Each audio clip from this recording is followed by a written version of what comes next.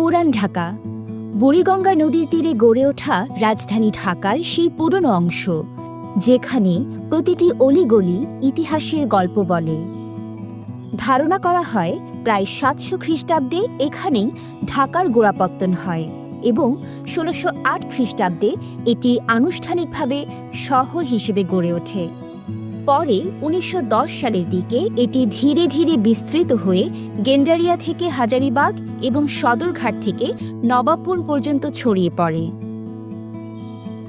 মুঘল আমল থেকেই পুরান ঢাকার রাজনীতি, ব্যবসা ও সংস্কৃতির গুরুত্বপূর্ণ কেন্দ্র ছিল। ইউরোপীয় ব্যবসায়ী, আর্মেনীয় বণিক আর দেশি কারিগররা মিলে এই শহরকে দিয়েছে এক আলাদা রং, যা আজও পুরান ঢাকাকে বিশেষ করে রেখেছে।